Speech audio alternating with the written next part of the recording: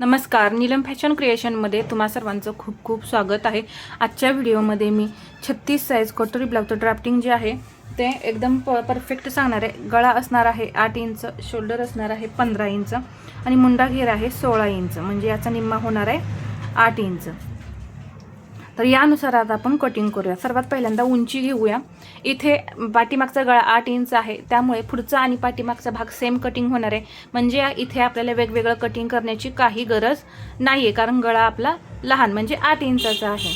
तर पावणे 14 इंच उंची आहे, तर 1 इंच मी प्लस करून पावणे 15 इंचावरती इथं ब्लाऊजची उंची घेणार आहे। अजून एकदा पावणे 15 इंच उंची घेते पहा इथे, आणि इथून या पद्धतीने मी उंची घेतलेली आहे। इथे 7.5 इंच पहा आपला हा 16चा 15चा निम्मा 7.5 येतोय इथे।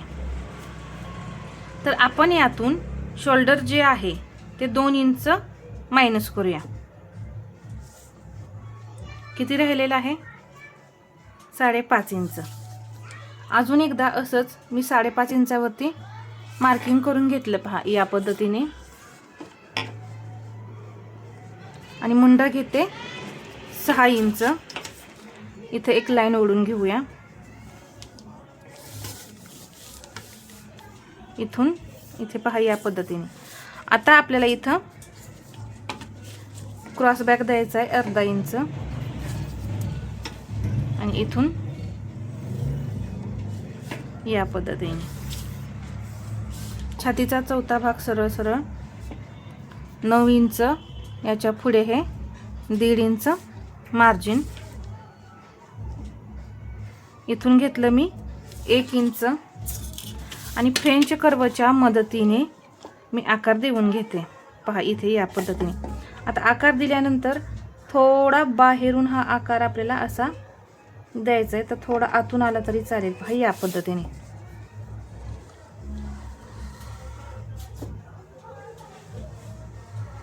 इथे या पद्धतीने मी मुंड्याला आकार देऊन घेतले। कंबर 32 आहे, त्याचा चौथा भाग होतो 8, त्यामध्ये 1 इंच मी टक्ससाठी घेतलेला आहे, म्हणजे झाले 9 इंच, आणि हे पुढे 1.5 इंच मार्जिन। आता हे आपण जोडून घेऊ।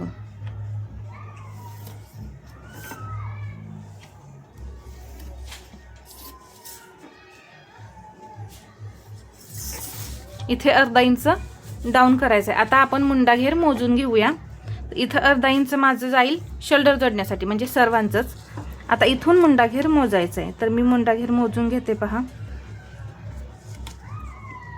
तर बरोबर 8 इंच आलेला आहे। 8 इंच आणि वरती 1 पॉईंट आलेला आहे, 1 पॉईंट वरती आहे, तर काही प्रॉब्लेम नाही, परफेक्ट आपला हा मुंडा आलेला आहे। अजून एकदा मोजून पाहू पहा, बरोबर आलेला आहे आपला हा मुंडा घेर। आता इथे शोल्डर पट्टी मला 2.5 इंच हवी आहे, तर इथे मी 3.25 इंच घेणार आहे, कारण पाऊण इंच आपलं यामध्ये जे मार्जिन आहे ते जाते पहा इथून इथे 3.25 इंच। आता इथं 2 इंच गळा राहतोय,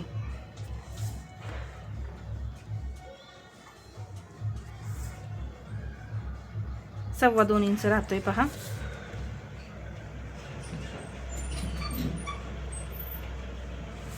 आता इथे आपण डायरेक्ट बॅक पार्ट कटिंग करूया। तर इथून घेते मी पाऊण इंच, आणि तुम्ही सुद्धा या पद्धतीने मुंड्याला आकार देऊन घ्या।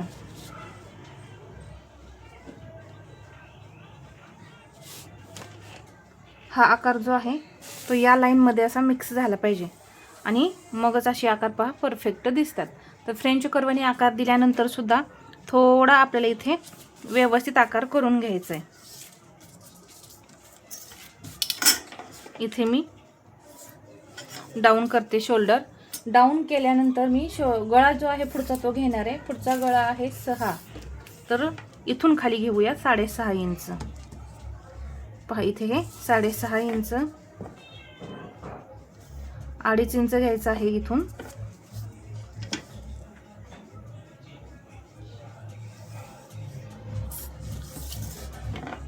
आणि गळ्याला आकार देऊन घेऊ.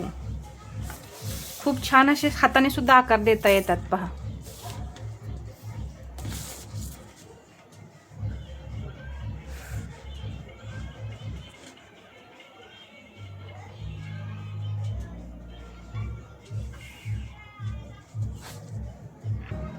क्रॉस पट्टी घेईन मी 2.25 इंच. इकडून ही मी 2.25 इंचच घेणार आहे.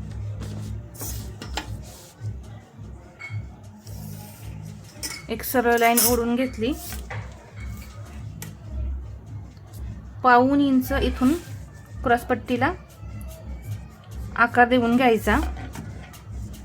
कटोरी 5.5 इंच आहे ब्लाऊजवरती, तर 5.5 इंच घेतलं. इथून ही असं 5.5 इंच एक सरळ लाईन मी ओढून घेते. इथे घेतलं 1 इंच तिरकी लाईन ओढून घेतली आणि या पद्धतीने कटोरीला आकार देऊन घेतले. तर किती परफेक्ट असे आकार आलेले आहेत पहा. मुंड्याचे सुद्धा मी आकार तुम्हाला इथं परफेक्ट देऊन दाखवलेला आहे. इथे या पद्धतीने मी वरती 1/2 इंच घेतलेला आहे, कारण आपण पाठीमागील भागामध्ये सुद्धा कट करून काढतो. तर इथं पहा पूर्ण उंची 14.25 प्लस 1 15.5 इंच घेतलेला आहे पहा. इथे तुम्ही पाहू शकता. कटोरी 5.5 इंच घेतलेली आहे. मुंडा 6 आहे. शोल्डर 5.5 इंच घेतलेला आहे. मुंडा घेर मोजायला कधीही विसरायचं नाही.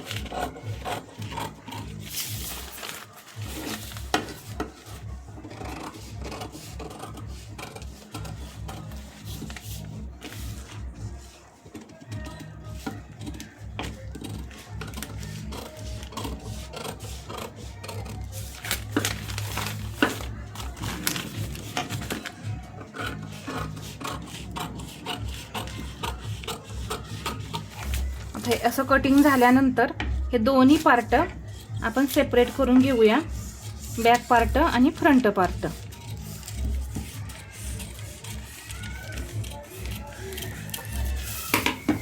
आता इथे पहा, आपण जे टक्स दिल्यानंतर तिरकं कटिंग करतो, इथे टक्स देतो आणि इथे तिरकं असं कटिंग करतो, तर ते मी ब्लाऊज पीसवरतीच करेन गळा ड्रॉ केल्यानंतर, कारण मी ब्लाऊज पीसवरतीच गळा ड्रॉ करणार आहे. तर या पद्धतीने हा बॅक पार्ट आपण बाजूला ठेवून घेऊया.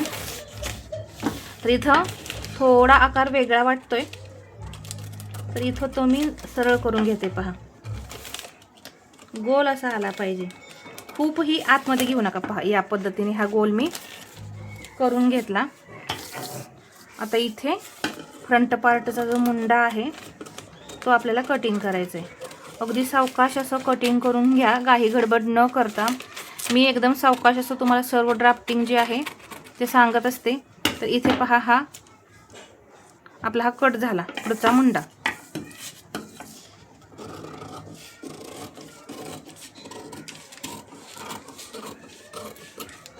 इथे हे या पद्धतीने हा 1/2 इंचाचा जो भाग होता तो सुद्धा मी कट करून काढलाय.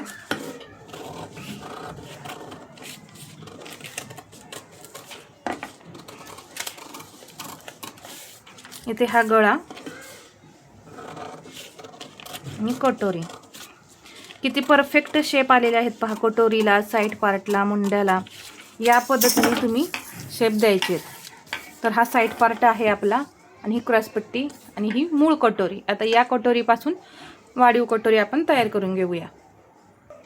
इथे पाहू शकता, ही मी मूळ कटोरी जी आहे ती आहे अशी ठेवून घेतली आणि आता ड्रॉ करायची. आता ही ड्रॉ केल्यानंतर वाढवायची कशी हे पाहूया. तर अगदी काटोकाट अशी ही ड्रॉ करून घ्यायची.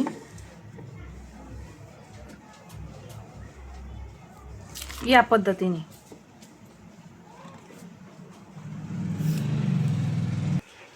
आता इथे आपण 1/2 इंच शिलाई मार्जिन वाढवून घेऊ. इथे 1/2 इंच,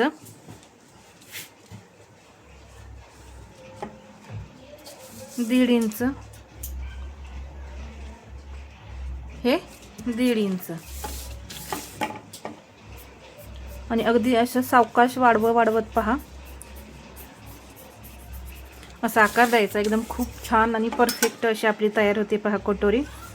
इथं हे जोडून घेतलं, कटोरीचा सेंटर करून घ्यायचा आणि इथे सुद्धा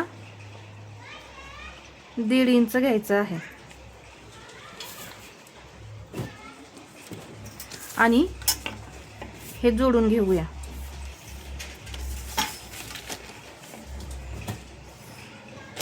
बाही कटिंग मी डायरेक्ट ब्लाउज पीस वरती करेन।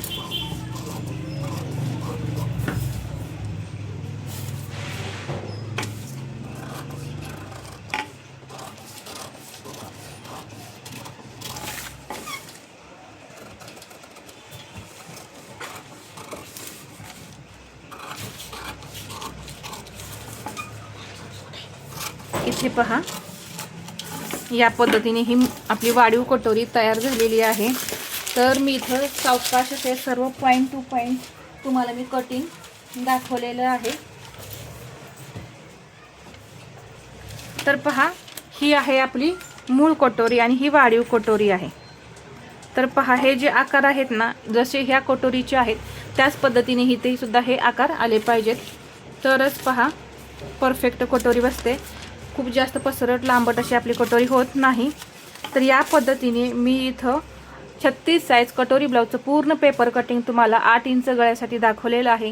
तर हा आजचा व्हिडिओ तुम्हाला कसा वाटला हे मला कमेंटमध्ये सांगा आणि व्हिडिओ आवडला असेल तर लाईक करा, शेअर करा आणि असेच नवनवीन व्हिडिओ पाहण्यासाठी आपल्या चॅनलला सबस्क्राईब करायला विसरू नका। धन्यवाद।